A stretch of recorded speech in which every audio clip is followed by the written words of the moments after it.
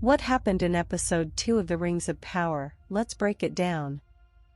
Hi everyone, welcome to Mystery Explorer. On this channel we will be covering The Rings of Power in full episode breakdowns, deep dives into Tolkien's Legendarium and much more. If you like this type of content, please click on the subscribe button in the bottom right of your screen, and the bell icon to get instant notifications. We pick up on the story with Galadriel now all out at sea on her own. We noted last time that this was a spur-of-the-moment decision, without much analytical thought behind it, so now her only plan is to swim for shore, and that's a long way away. Fortuitously she swims straight towards a raft of survivors from a wreckage. Their ship had been attacked by a sea monster.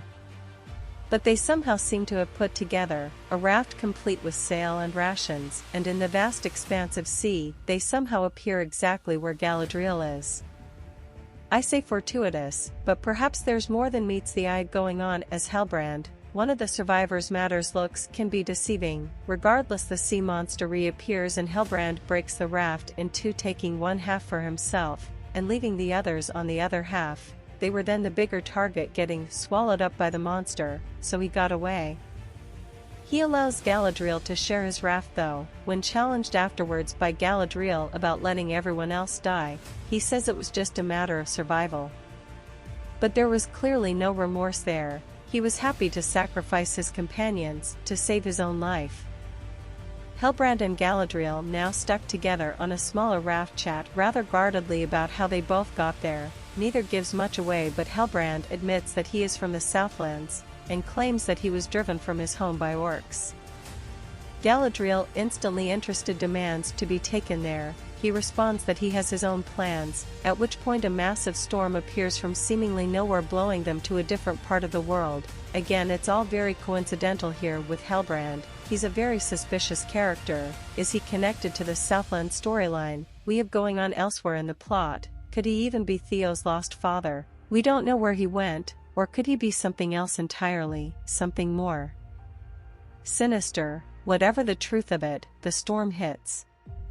Somehow the raft doesn't get ripped apart. Galadriel gets dragged down into the depths, and Halbrand saves her using her brother's knife.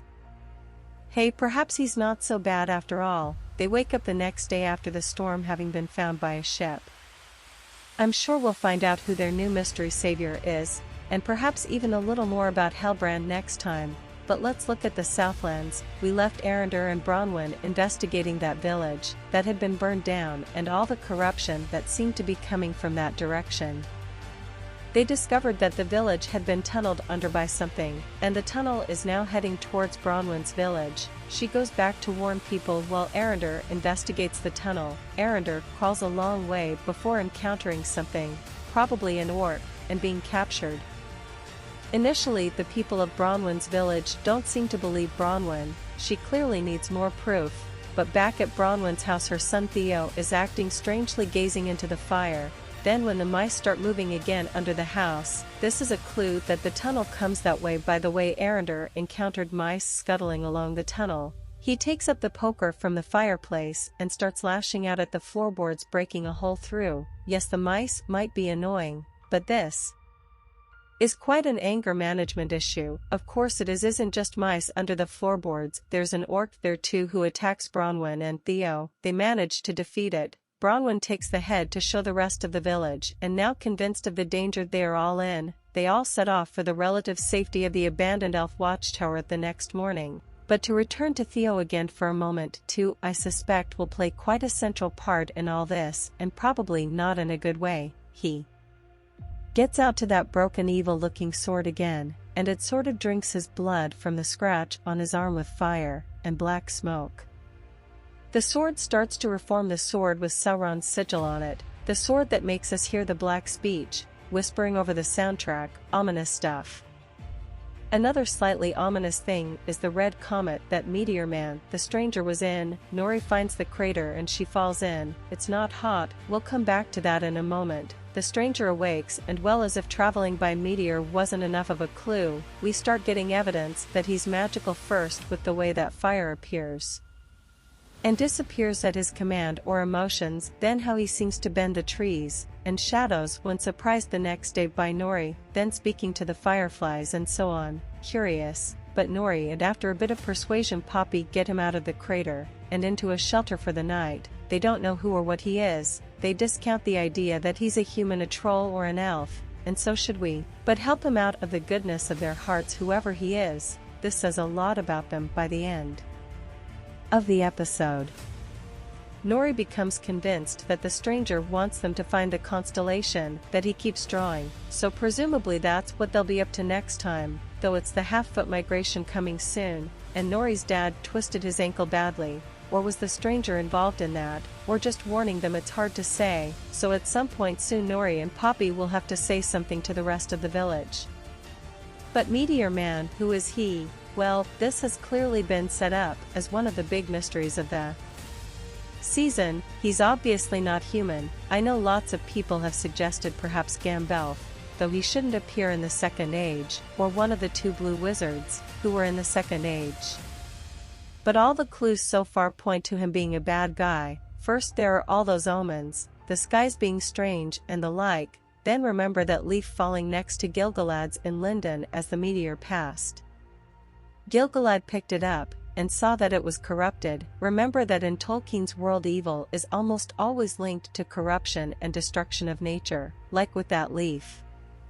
And finally, you may remember in my breakdown video for episode 1, I highlighted Galadriel's line when she was in that evil fortress in the north, that this place is so evil that our torches give off no warmth. Well, here the fire of the crater where Meteor Man landed gave off no warmth. Nori fell in and didn't get burned. The link is quite clear, as is the link to fire incidentally, as well as the fiery meteor and the fireflies. The stranger keeps repeating Mana Ari. This is Quenya Elvish for what is fire or something close to it. Actually, I'll do a video on who is Meteor Man to set it all out properly, so keep an eye out for that. Let's move on to Elrond. He has gone with Celebrimbor to a region on a mission from Gilgalad. There's a bit of chat about Fan or Celebrimbor's grandfather, in whose shadow he walks, and the film rules Fëanor's greatest creation, and some really interesting show, don't tell storytelling here. Elrond waxes lyrical about Fëanor's work, not daring to even touch the hammer that wrought such wonders. Celebrimbor then picks up the hammer, waves it around, and wipes a few flecks of dirt from it. To Elrond it is a relic to tell stories about. To Celebrimbor it is a tool to use. It's an insight into their respective characters. Celebrimbor then reveals what he wants from Elrond: to oversee the building of a great forge capable of birthing a flame as hot as a dragon's tongue, and as pure as starlight, and Celebrimbor needs it made by spring. Why the rush, and what purpose he will put this forge to other than just to create things that could transform Middle-earth? It's not clear, though it is clear that it's a mammoth task. Elrond decides that the best, perhaps only course of action given the timescale, is to try to enlist the help of the dwarves of Khazad-dûm, who live nearby. Luckily he is friends with Prince Durin there. Unluckily he has forgotten to visit for 20 years, so Durin's a bit annoyed with him. There follows a rock-smashing contest between Elrond and Durin, called the Rite of Sigyn-Tarig. This is made up for the show. Sigyn-Tarig is actually Khuzdul Dwarvish for Longbeard, the name of the clan itself, not a right to see whether someone gets banished from old woven lands. Anyway, Elrond's gambit pays off. He probably knew that he would lose the contests. This was about getting in the door, and getting to talk to Durin. Dwarves may be stubborn, but they are fiercely loyal to their friends, and once Elrond has managed to talk to Disa, Durin's wife, and been invited for dinner, then he was home and dry. And it has to be said that the warmth of their home life and the clear love and affection, there is a light to see. So Elrond does get to put his proposition to Durin, and Durin puts it to his father, the king, also called Durin. The twist at the end of all of this is that the dwarves clearly have a secret of some kind, that they are concerned the elves might discover or even already know about, something they have discovered that is hidden in that box at the end. Is it Mithril? Canonically, they do find Mithril under Khazad-dûm, and it is the kind of thing that they might want to keep secret. Before moving on though, we do have to just pause for a moment to recognize that Khazad-dûm looks amazing. At this point in history it is the greatest city in the world, light and bright and beautiful and filled with ingenious architecture. In contrast to the dark and gloom of Moria years later, it looks wonderful. So by the end of the second episode of The Rings of Power, things are starting to fall into place. The dark omens of episode 1 have shown themselves to be signs of an emerge evil, orcs burrowing underground in the Southlands, and that sword that Theo has. Mysterious strangers Meteor Man and Hellbrand have appeared. The elves and dwarves are on the verge of some kind of alliance over a shared interest in crafting and forging. And Galadriel is heading back to civilization on a mission.